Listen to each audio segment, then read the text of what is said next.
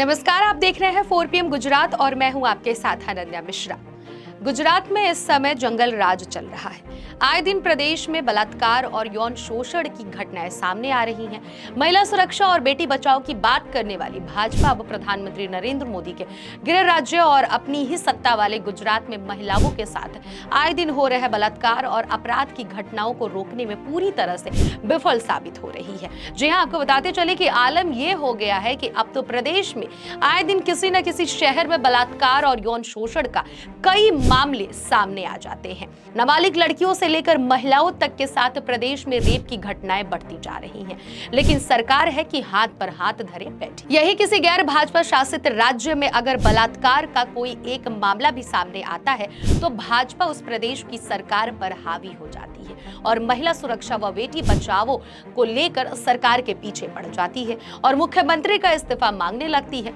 लेकिन अब जब अपनी ही सत्ता वाले गुजरात में आए दिन महिला अपराध के मामले सामने आ रहे हैं और महिलाओं के साथ बलात्कार की घटनाओं में लगातार इजाफा होता जा रहा है तो भाजपा मौन साधे हुए है।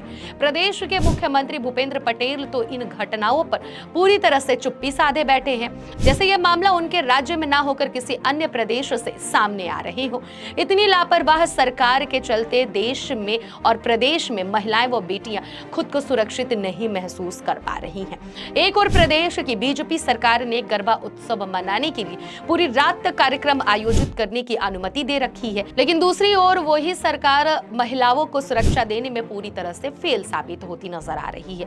सवाल यह है कि जब प्रदेश में कई लड़की खुद सुरक्षित महसूस ही नहीं कर पाएंगी तो पूरी रात गरबा खेलने कैसे जा पाएंगी और उस बच्ची का परिवार उसे आखिर इसके लिए कैसे इजाजत दे देगा। लेकिन सरकार है कि इन बातों को अनदेखा करके हाथ पर हाथ धरे बैठी है।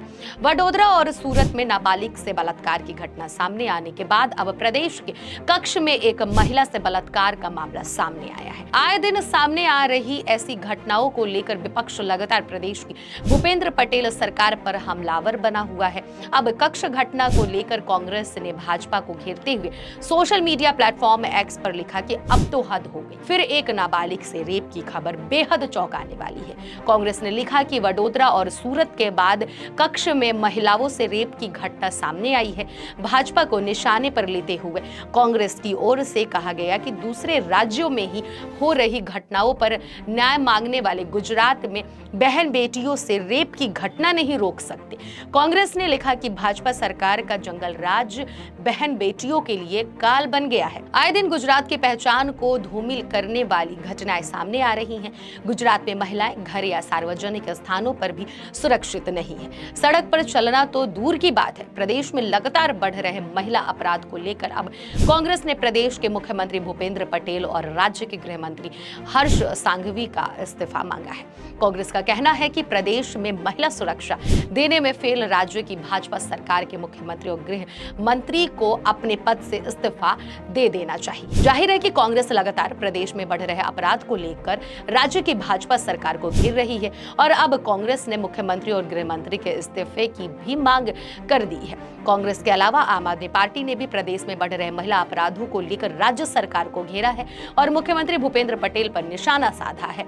आम आदमी पार्टी की ओर से ट्वीट करते हुए सीएम भूपेंद्र पटेल पर तंज कसते हुए कहा गया कि गुजरात के मुख्यमंत्री के पास हर चीज के लिए समय है, लेकिन गुजरात की बेटियों पर हो रहे अत्याचार पर एक शब्द भी बोलने का समय नहीं है। प्रदेश में लगातार बढ़ रहे महिला अपराध को लेकर राज्य सरकार लगातार निशाने पर बनी हुई है। एक और जहां विपक्ष भाजपा सरकार को लगातार घेर रहा है और उस पर निशाना साध रहा है, तो वहीं वडोदरा में 16 साल की नाबालिग के साथ सामूहिक दुष्कर्म के आरोप में 5 लोगों को गिरफ्तार किया जा चुका है। इनमें से 2 प्रमुख आरोपियों को किराए पर दिए गए मकान पर बुलडोजर एक्शन का खतरा मंडराने लगा है। दरअसल नगर निगम का कहना है कि ये मकान अवैध रूप से बनाए गए थे। नगर निगम ने अब उनके मालिकों को नोटिस जारी किए हैं। मकान मालिकों को सबूतों के साथ जवाब देने के लिए 3 दिन की मोहलत दी गई है। बता दें कि मामले में 3 मुख्य आरोपियों मुन्ना, वंजारा, मुमताज वंजारा और शाहरुख वंजारा को 7 अक्टूबर को गिरफ्तार किया गया था। वहीं 2 अन्य आरोपी अजमल सत्तार और सैफ अली को गिरफ्तार किया गया है। पता चला है कि आरोपी मजदूर के रूप में काम करते हैं। ये मूल रूप से यूपी के रहने वाले हैं। ये 10 साल से अधिक समय पहले गुजरात में आकर बस गए थे। वडोदरा नगर निगम BMC के deputy town development officer TDO Dinesh Dev Murari ने कहा कि इनमें से मुन्ना वंजारा और मुमताज वंजारा शहर के एकता नगर इलाके में रहते हैं।